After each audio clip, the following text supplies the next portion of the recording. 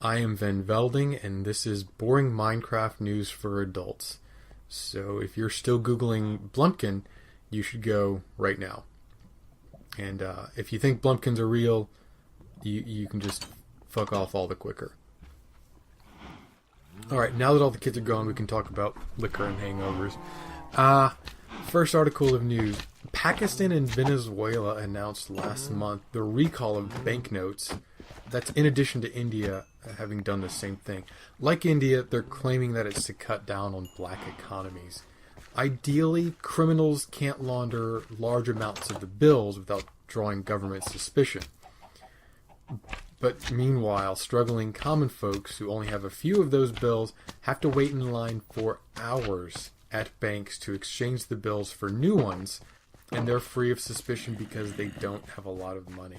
I think we can stop for a moment to appreciate those assumptions. But look, India had a higher than expected demand for the note, which caused longer lines for folks. Some folks went, they waited in line, the bank didn't have enough, they had to come back another day. I mean, my bank is awful, but come on, people.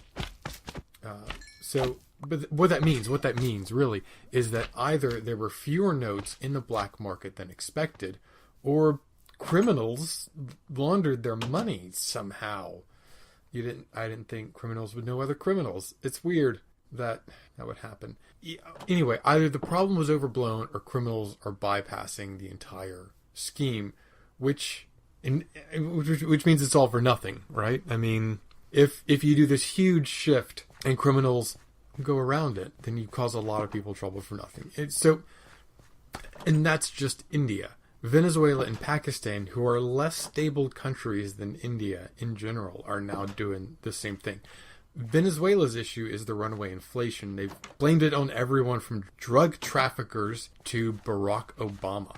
So the effort to purge money is supposed to be a move against those enemies, but really it's an attempt to alleviate the nation's ridiculous inflation problems, and from the one-party system's group of failed policies.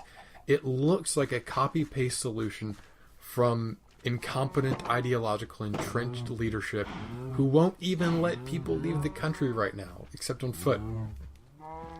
This is kind of the reason why free and fair elections are important and demagogues are bad. Because you need an opposing force to hold people accountable. And you need to say, hey, look, the issue with your policies is not that people won't react to the policies the way they're supposed to. It's because your policies are bad. And so Pakistan isn't as bad off as Venezuela, but it's citing the same reasons, except Barack Obama, all the other reasons. Maybe it's an effort to press countries with these large informal economies that aren't, electronic or where people use a lot of banks, to press them into these easily taxable electronic banking economies. Maybe it is to fight crime. I'm not an economist, so I can't really think of another reason. It certainly can't be to restore confidence in the currency or the government, though, because that has not happened. All right, I swear that is the last thing I've forgotten from the warehouse. Now going back to the warehouse. So what else do we got? This week, Google fixed the fact... Oh, shit, one more thing. Promise. Swear to God. Fact that the search for "Did the Holocaust happen?" returned, as a first result, a white supremacist website denying the existence of the Holocaust. There was an outcry, and now here we are. But even a moment of thought tells you that this problem's got to be more complicated than Google stopping exactly one search from going to exactly one website. There are hundreds of sites willing to tell you the horrible true things about the Holocaust. Countervailing information, however, is new, it's novel, it's clickable. Folks are willing to read articles about how we're all pooping wrong, or brushing our teeth wrong, or sleeping wrong. Yes, these articles exist. They want to be on the cutting edge of the fake, knowledge that gets passed around social settings where it's impolite to call bullshit on secondhand garbage lies from the internet. I could go on, but that's not what this is about. Last week, the families of 3 of the Orlando shooting victims sued Facebook, Twitter, and Google for aiding and abetting the radicalization of self-proclaimed ISIS affiliate Omar Mateen. Yeah, he's the guy that did the Orlando nightclub shooting. Now look, this won't work because social media platforms have immunity, a very specific form of immunity. A federal law specifically protects internet companies from the consequences of how people use their platform. Weird, right?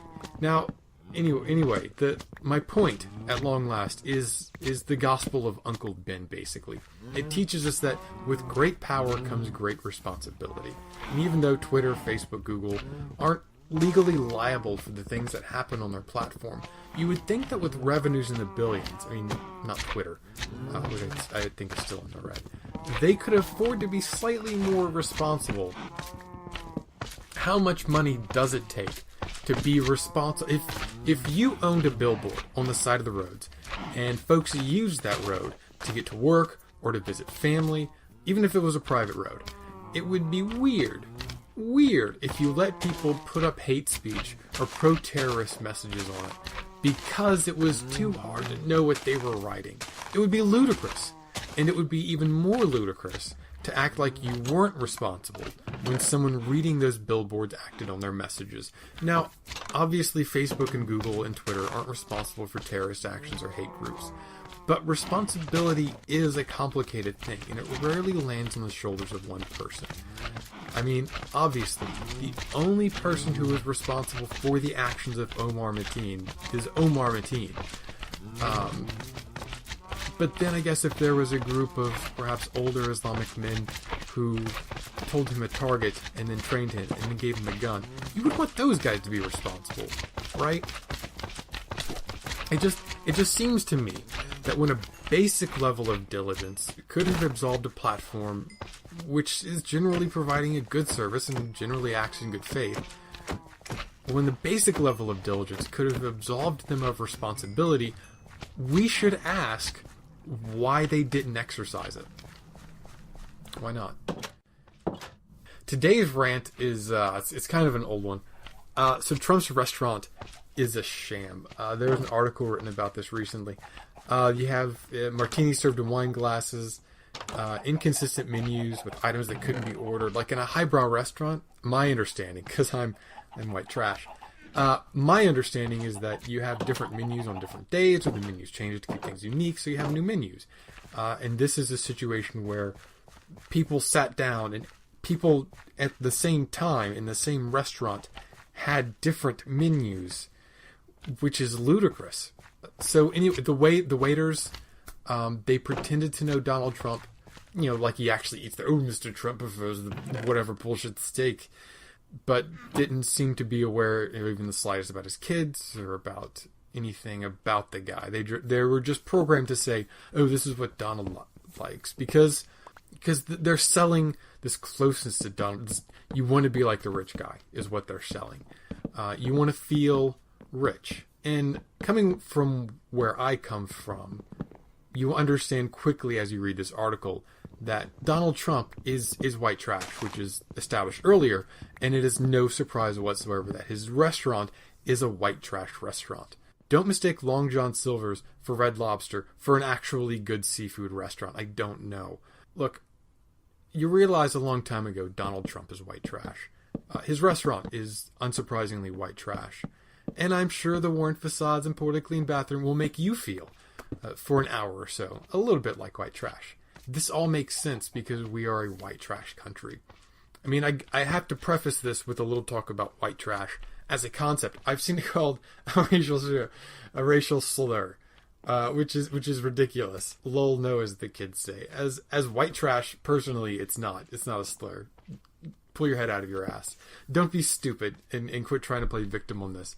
It was coined in the plantation era to refer to the poor white people who lived outside of the walls of the plantations in the South. White trash of the plantation era had few schools or other institutions because the wealthy plantation owners had little interest in paying taxes or donating to their communities. The white trash were blessed with their freedom, but were destitute by virtue of being excluded from an economic system whereby labor could be had at cost. That's slavery. That's slavery, by the way. Labor at cost, with no personal profit or humanity for the laborer, is slavery. But they were still white, and that means something in this country. The modern use of the word gets a lot of flack because it takes poor people, who are usually reviled, and tries to make sure that white trash is noted as a special snowflake kind of poor because they're white. It's meant to invoke actual empathy for the poor and to imply the irrational pride that white trash still carries. White trash are often poor, but we're exempted from the expectation to be abashed about it. We are a proud poor. One can possess all of the flaws of poverty our culture finds convenient to heap upon the poor. But if you're white trash, you are allowed to be proud of those flaws. A poor black American might be called a shifty layabout because they refuse to answer to a boss. White trash refuses to put up with the small, mindless, spineless exhortations of some office jockey manager. It is the same situation, but contextualized differently. Because one person is white trash, the other person is poor. White trash is proud in defiance of all reason. Pride doesn't possess the humility to learn or change. The worst pride, the kind that follows from, among other things, being white trash, doesn't need a reason to be proud. White trash was born special and knows it. It's an inborn trait, very much tied to one's status as an American, economically outcast, and white. White trash is not the kind of poverty that earnestly labors to improve its station, because white trash is perfectly fine with its station and will call you a pussy for implying it shouldn't be. White trash protects itself from failure. It keeps women or children or anyone with less power within arm's reach so it can hit them or degrade them if they say something unkind. It's not about deferred gratification, because if the gratification never comes, it looks foolish. The punishments of a larger society are either trifling inconveniences born with a defiant grin, or a source of painful injury, often cited as justification for whatever action they want to take next. It's the worst aspects of humankind: entitled, complacent, stingy, selfish, unempathetic, interested in stories which venerate it, and constitutionally opposed to those that don't. Truth naturally be damned. So back to that thesis, America as white trash. The existence and widespread adoption of the phrase American exceptionalism makes 60% of my argument for me.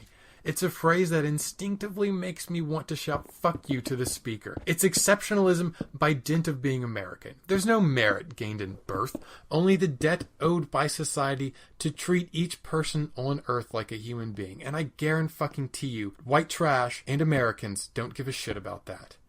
And we don't want to pay for anything. We don't want to pay for better cops when police brutality suits get settled. The cop stays on, the city pays out. There is no explanation for the irrational need to cling to financial liabilities except for a pure, white trash refusal to do what other people are telling them to do. Infrastructure, we don't pay for that. Mark my words, when bridges start collapsing and people start dying, you're going to hear someone talk about how everyone knew that bridge was in bad shape and there was another bridge X miles away. That's why I don't commute, white trash America might prefer. The military? Still well funded because you got to feel strong. Feeling strong is the whole point. So no one can ever force white trash to confront harsh truths. That's all it exists for, is just to suppress the unpleasant truths of things. Because as long as you can tell people to shut up and quit making fun of you, as long as you can make them out to be liars or force them not to talk about the lies you tell, then you can still believe that you're strong and that you're good and that you have virtue. You can ignore the truth that you're a piece of shit. And nothing speaks more truly about America's white trash desire to crawl into a corner to avoid facing the big bad facts like a rising tide of contempt for education. Public schools are underfunded and beholden to the most insane parents and administrators. Colleges are reviled by both sides. Even as public funding gets cut, costs rise, and miscontextualized research is used as an excuse to cut government funding. Meanwhile, a deep contempt for experts grows because of certain inconvenient truths. White trash believes their homespun wisdom and life experience of the town they grew up in compares to an actual education. It doesn't. Any finding of fault, real or imagined, is the basis to ignore and silence anyone who stands to threaten their illusion of absolute knowledge or good enough knowledge. After all, if you can make everyone smarter than you shut up, then you're the smartest one, right? So no, I'm not surprised that Donald Trump's restaurant expects to be taken seriously for the sole reason that Donald Trump's name is on it. That's not how restaurants work. And soon, I'm pretty sure New York's most successful burnt sienna gremlin is going to learn that's not how presidencies work either. Alright, and now nerd news. Let's see, Battletech, an update from the new BattletechGame.com tactical Battletech game. Not to be confused with the MechWarrior MMO or the actual Battletech tabletop game. Look, if you don't know what Battletech is, it's about robots and they shoot each other. It's been around for 30 years. The rules have barely been updated in that time. It is a fucking mess. But anyway, they're going to do a tactical Battletech computery, pushy, clicky, touchy, screeny game.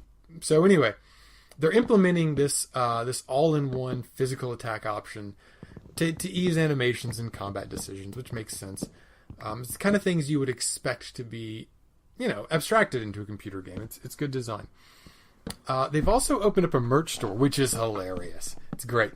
So the game is barely past the Kickstarter, right? And they've opened a merch store. And the best part is the best part is that the merch store has a tab that goes how it works. Oh, you want to buy stuff? Well, in most stores, you pick the thing you want and you pay money and then you can get the thing. It's a 3-step process. It's a nightmare.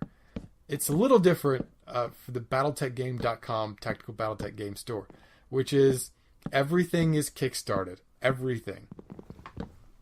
I guess it minimizes risk, but the whole thing stinks of being a little too much of a confidence game. I don't know. I'm not getting into the game. I'm not buying any merch. I just keep up with Battletech stuff. So, yeah, if you don't know, I used to play Battletech, and then I stopped playing Battletech because, long story short, I pre-ordered a product, and then the product came in, and then they took it to a con to sell, which I'm sure is good business sense, but I am... Alright, looks like I disconnected. Just give me 1 second to check everything out. And there we go, I'm back. I just had a slight internet connection interrupted. Been having a lot of those lately. I suppose it's because our internet service provider, AT&T, is not very reliable. So, what are you going to do? I'm also trying a new roof style here where, bloop. I'm using slab. I may actually, you can see I've got a lot of these cutout homes to work on. I may actually have some of these, I may experiment with a little bit of those. Maybe do, top house, a top, greenhouse, house top. Yes, house top. Yeah, come get some, bitch. Do a house top, a rooftop garden. Jesus Christ. Or do, come on, die, you little bitch. Huh? You want to go? You want to go? I may do a rooftop garden, or maybe do like a little... I've got a thing where I do with a castle. There are little parapets. Might go in for that. One of the things I'm probably going to do is actually establish walkways between these, so that you can walk from one to the other. I believe this chunk spawns slimes, or some portion of this chunk spawns slimes, regardless of light level. So another thing I'm going to have to do is try to proof up that. Probably going to make a really low roof building here, which is going to be hard if it's split level. And then just going to make a committed sloped roof, like that one over there, to prevent slimes from spawning. Which, do what you got to do. Curse of the slimes, a bed's got to go right here. And, as always, just working with the variables. Oh, yeah, right. Battletech. So, as I was saying, I don't do Battletech anymore. I keep up with it surely out of Schadenfreude. Schadenfreude? Something. More German than you'd think is is how I feel about that. So Star Trek, I finally saw Star Trek Beyond. It wasn't terrible, but it was pretty bad and fairly stupid. I think maybe if you saw Into Darkness and then you watched Beyond, you would think Beyond was really, really good. But really, Into Darkness just sounds like terrible shit. I watched the Movie Sins evaluation of the film. One of the reasons I watched it is because that kept coming up as a recommended video on YouTube. And I'm like, I haven't seen the movie. So then I finally watched it. And we felt the same way. It's just, for every 10 things the movie did wrong, there was one thing it did that was so totally right that it erased a handful of the bad things. I mean, not enough. So, with the exception of all of the shit, it was a great movie. Carrie Fisher died a couple weeks ago now, I guess. I mean, what can I say? I'm not a Star Wars person. So, it's hard for me to be... Like, her mom died too, and I'm like, that seems sad. I don't really know her mom as an actress. I didn't write down her name for my notes that I kind of read while I do this. So now I feel bad because I don't know. Charlize Theron? No, it's not right. It's not right. Look, anyway, I don't know who her mom was. But anyway, Carrie Fisher, she struggled with manic depression and some of the concomitant drug and alcohol issues that came with it. And I like that the new trilogy brought her back to the forefront of the American consciousness, where she railed against the shallowness and the hypocrisy and the willful ignorance of Hollywood, and to a lesser extent, the willful ignorance of America. And I think that's what I kind of like Carrie Fisher best for. Star Wars isn't a progressive series. It's not forward-thinking. There's not a lot of ideology behind it. Good things are good. Bad things are bad, actually. But Carrie Fisher seemed like a person who tried to encourage people to be deep, to be principled, and to be educated. So be deep and principled and educated, America. Come on. How is this up for debate? Let's see. Video games. I got Skyshine's Bedlam on Steam. I also bought but cannot use Tharsis, but I got it for $3, so I'm not getting a refund. I have a 32-bit operating system, there's 64-bit. They're getting it. So one of those things puts some sort of Akira Soru something thing on my system that actually made me like the center point of streaming. Like to download the video game, I had to download this bullshit. So then my internet completely died last night, which ended up with my computer saying, yeah, you're connected to the internet, and every other application trying to connect to the internet, and then saying, no, we can't do that. All the sites are timing out. The internet's broken. Like, motherfucker, the internet's not broken. So I eventually had to hunt down this stealth. I did consent to install it. I am an idiot. But I forgot and then didn't uninstall it. So this is partially my fault, but I think it might also partially be the fault of people who installed a program that hid itself after installation and didn't tell you when it decided to use your computer to upload a copy of its game to some other asshole who bought their game, instead of using the money from their asshole game to buy some servers. Anyway, that's either Skyshine's Bedlam or Tharsis. So, good luck to you. I can't play Tharsis, but Bedlam's pretty good. It's like FTL meets Fallout and XCOM, like Fallout themes, XCOM gameplay, FTL's sort of strategic level gameplay. It's much harder than... I bought it because I saw someone Let's Playing it. The account's Miniatrue Nerd. I watch him Let's Play things. And as I often do, because I am an idiot, I looked at him play and I thought, I could do that. I could do that better. I could not. Long story short, I could not. I was wrong. It's a shorter version of a lot of these things. So, I hate Fallout and FTL. So, considering the fact that I'm bad at XCOM, I think, considering those things, I think I'm doing good at it, and I think I like it, relatively speaking. For my personal projects, I'm working on Dead Parents Dungeon. I got templating done. I'm cranking out... I needed more monster cards than I thought I would for the test play, so I'm cranking out like 5 monster designs a day. Trying to do... it's a chicken and egg approach to balancing. So that's what playtesting is for. Kind of swinging wide. I'm going to see how different levels of monsters screw up a party to different levels. Playing around with different consequences. I know it's called Dead Parents Dungeon, but you can't just say, fuck that guy every time you fail to beat a monster. The attrition gets high.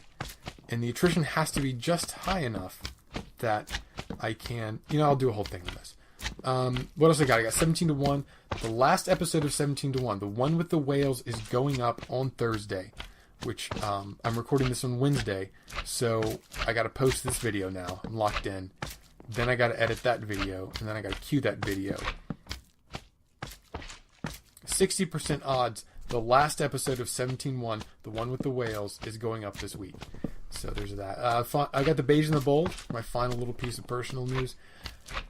We skipped last week. We skipped a week ago just because it was Christmas. Try not to do that, but sometimes we just get so busy with the holidays and things happen. Not 90% of the time it's because I'm lazy. I quit drinking, so maybe that'll help. I don't know. It's been terrible so far. We're going to be doubling up on recording on Sunday. We've had a few technical issues. Hopefully all that's behind us. So don't tell Derek, but our next couple episodes are going to be pretty good episodes. And finally, we've got Disco Comics. As you know, I'm a cheap bastard. I buy comics from 2 years ago for 50 cents from my local comics bargain bin. And this week I got a series called The Empty. I only got issues 2, 4, and 6. These are actually a little early. They're from early 2016, so they're not quite 2 years ago. They're only 1 year old. Writing and art is by Jimmy Robinson. And honestly, it is your basic post-apocalyptic quest through the wasteland type of story. That whole genre, which let's take a second to appreciate how that's a genre. So anyway, Lila is our protagonist, an innocent girl from an isolated island. The corruption of the nobility gets her pushed off of a cliff, but she washes up in the empty, your post-apocalyptic wasteland that you often quest through, where she meets Tanur, who is a long-armed human who needs her power to stop the poisoning of the land. Oh yeah, also Leela has superpowers. The two travel across the empty, meet strange characters who wish to join their party, and eventually they all find the source of the poison and fix the world. It is not really a twist to say that the complacent Paradise Island Leela is from is sucking up life from the rest of the world, creating the empty. In the end, Lila's home has to become more like the empty so that the rest of the empty can be like her home, but then corrupt royals, but that's resolved in like 2 pages. Despite being a running subplot for the rest of the book. I mean, it's a good concept. It's not explored at all. The issue of Lila and her people, like, making the choice to, like, make their island, to give up things to make other people, to make other people's lives better. Like, it's not, like, that's the crux. That's the huge moral decision. And Lila talks to the computer, which it has its finger on the button. She's like, no, I'll talk to my guys about it. It's a big decision. And then she leaves, and the computer's like, nah, I'm sure they'll do the right thing. She flicks the switch. Lila thinks it over, and she wants to do the right thing because she's kind of a doe-eyed do-gooder with very little depth. And she mentions that her people would probably make the right decision, but they're never given the chance. Events move forward, I mean, with a little bit of complacency of their own. And the protagonists make the world look the way they think it should look because they're so obviously right. Like, it's not bad. It's sort of effective. The settings are intriguing. The ideas are good. In the end, it's just marginal, though, because it fails to truly grapple with the underlying principles in a way that 100 other, Journey Through the Wasteland kind of things have done. It's like Lord of the Rings, but, it's shorter at least. It's only 6 issues long. That's the whole thing. It's marginal. Like, more comics should be exactly this good as a baseline. This should be the baseline for comics. So it's good. I mean, read it if you get the chance, or if you see it in a discount comics pile, or in your doctor's office or something. I wouldn't go out of my way, though. It's worth a couple bucks. Not trade paperback worthy if it's been collected. And with Disco Comics, we've come to the end of this episode. So until the day I get a sign-off written,